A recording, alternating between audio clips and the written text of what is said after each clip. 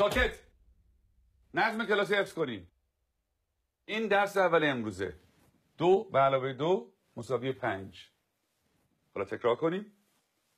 2 با 2 میشه 5. 2 با 2 چند میشه؟ 5 میشه. بلندتر. 2 با 2 چند میشه؟ 5 میشه. بلندتر. چند میشه؟ 5 میشه. تکرار کنیم. 2 با 2 چند میشه؟ 5 میشه. چیه پسر؟ آقا اجازه مگه 2 با 2 4 نمیشه؟ من دارم به تو میگم 2 با 2 5 میشه. پس چه سوال نیست. فهمیدی؟ آقا فقط فکر کردیم که فکر نکن. نمیخواد فکر کنی. 2 با 2 5 میشه. حالا بشین حرف نزن. دفتراتون رو باز کنین و بنویسین. 2 به علاوه 2. آقا اجازه 2 به علاوه 2 میشه 4. وقتی همه چی 4 میشه چطوری ممکنه این دفعه 5 بشه؟ اصلا کی به تو چیز حرف زدن داد؟ به چه حقی من سوال میبری؟ آقا فقط میخواستم بگم 2 با 2 5 میشه. تکرار کن. ولی آقا روی تخت تکرار کن. 2 به علاوه 2 رو به تخته. 4. همتون میدونین که 4 میشه. تخته رو نگاه کن. هم که میدونین 4 میشه چیزی نمیگی. سکوت. چون نخواد تو برگردم.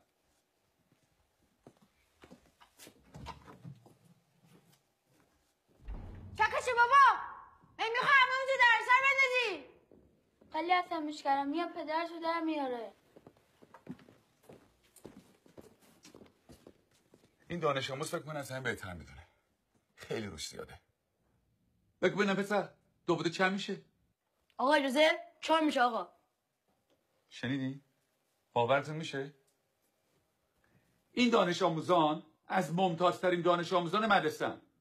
الگوی این مدرسه‌ان. یه ذره از اینا یاد بگیریم. بگیم ببینم 2 با 2 چند میشه؟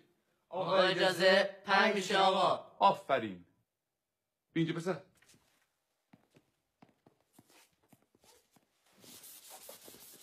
حالا حاصل جمع چند میشه؟ جواب صحیح رو بنویس.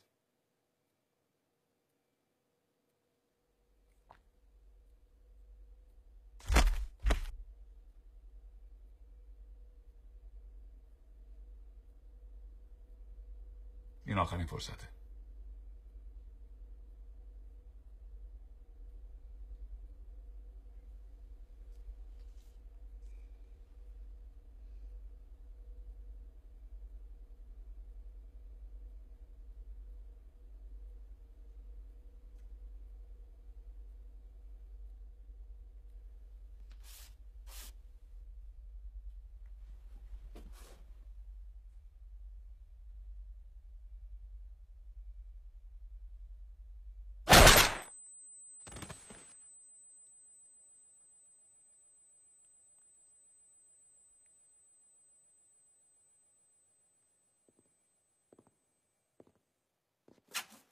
خب کس دیگه هم هست که درس امروز رو نفهمیده باشه؟